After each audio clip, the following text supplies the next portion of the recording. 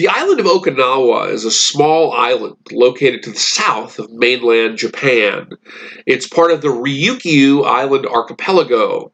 It is today a prefecture of Japan, but Okinawa is a unique place. The Ryukyu Islands have a unique culture drawn from influences from both China and Japan. The island's about 110 miles long and it's about 466 square miles. And it was the site during World War II of one of the most destructive battles of the war and indeed of history. A battle in which thousands of Americans and Japanese soldiers died, but also a battle in which a third of the Okinawan population perished. Some 100,000 Okinawans likely died in this battle that was fought between April 1st and June 22nd, 1945.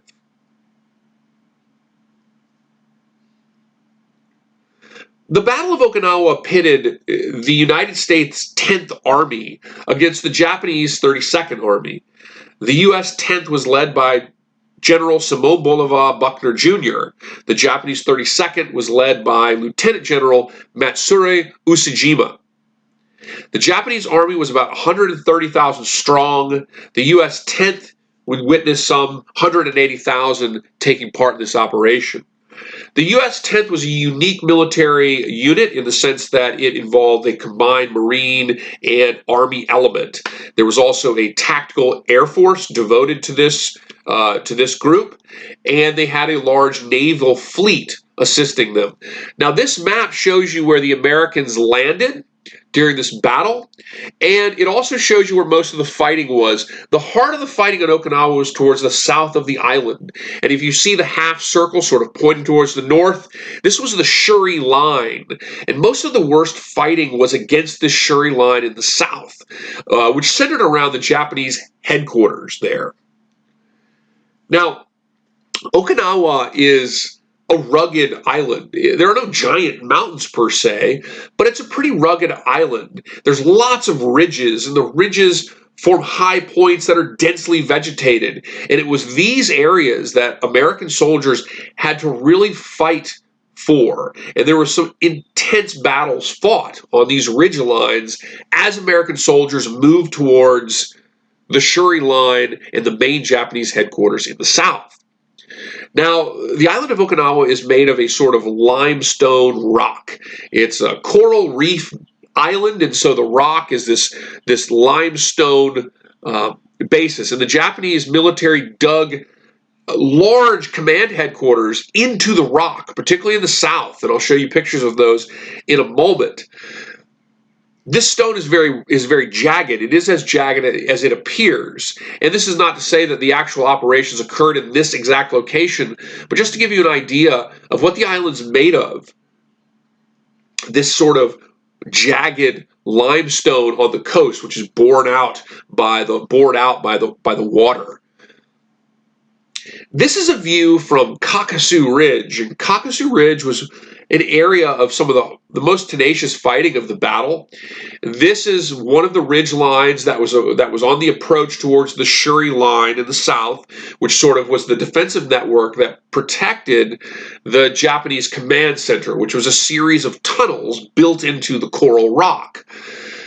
Kakasu Ridge, of course, is one of the major ridge lines and one of the major battle points here, along with places like Sugarloaf Hill, for example, where some of the worst fighting occurred.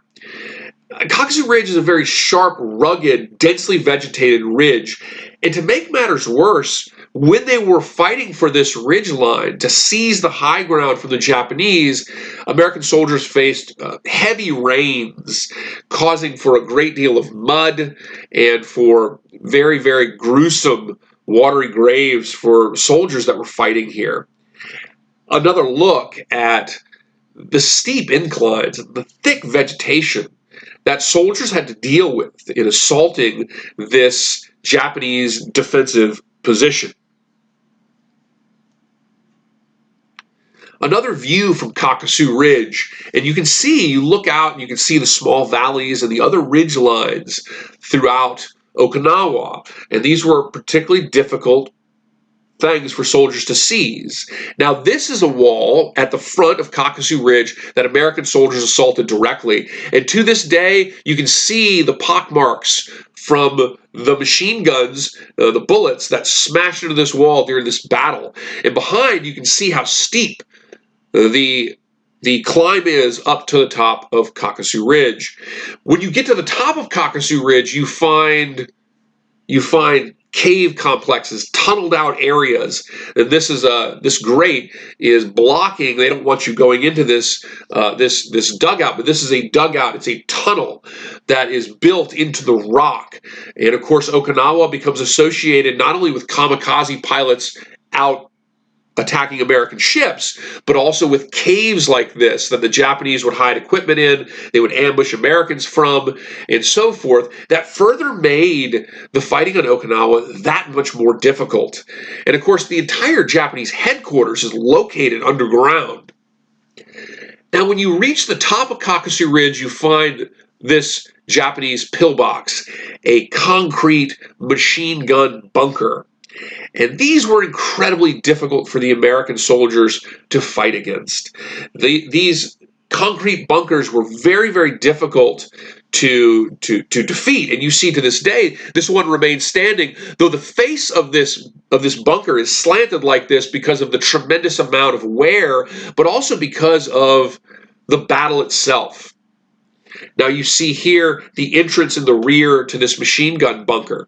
And you would crawl in on your stomach in here, and a Japanese soldier of the Japanese 32nd Army would position a machine gun through very small holes that would then be used to defend against attacking soldiers.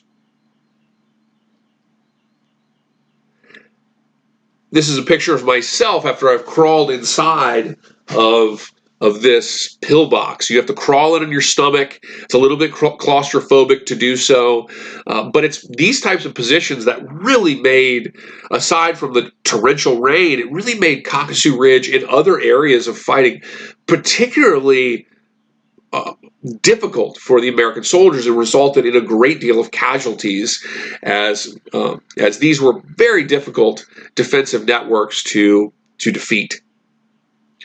Now, in the south, around the Shuri line or behind the Shuri line, once soldiers moved past Kakasu Ridge, in the south you had the main central command center for the Japanese 32nd Army. And it's pictured in the blue, sort of in the center of this picture.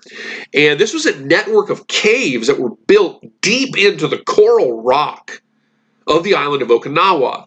And you see here as well the Oruku airfield in the white that is just to the adjacent area of the main Japanese command center, built again in the rock here on the island of Okinawa. This map shows you the underground headquarters that I'm about ready to show you images of. This is an elaborate network, defensive network. It reminds you of places like the Maginot Line in France. It has command centers. It has electrical lighting. It has barracks for soldiers. It has communication rooms. This is an elaborate network built deep into the coral rock that was really impenetrable to artillery fire, and it was a very, very, very difficult place to take your enemy on, really. It was an elaborate defensive network built deep into the coral stone. And here you see the hallway going down into this bunker. This is the main commanding officer's room in the bunker. It is also the location where Lieutenant General Matsura Ushijima and other officers of the Japanese 32nd Army took their life in ritual suicide on June 22nd, 1945. They killed themselves, many of the officers did, with hand grenades. And when you go in here, you can still see the pockmarked walls from where these officers had taken their lives with ritual suicide rather than surrender. And this is a fact, of course, that speaks to the tenacity of the Japanese fighters, and also for one of the reasons why the death toll in the Pacific was so great. You see the pockmarks here from those hand grenades that were used in ritual suicide. The death ratio in the Pacific was some 10 to 1. 10 Japanese for every one American soldier killed.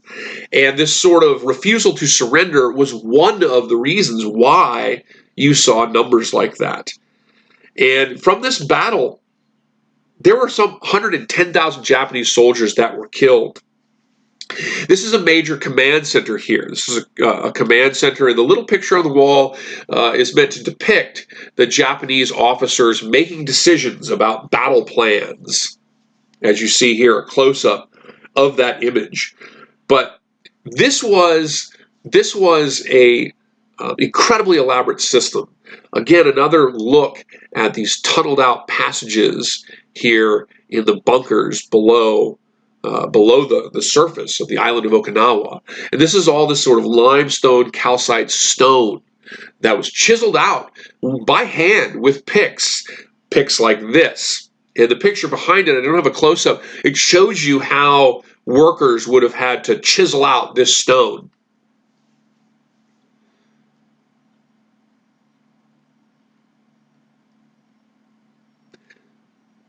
During the Battle of Okinawa as well, there were a numerous amount of kamikaze fighters on the high seas. Some 36 American ships sank.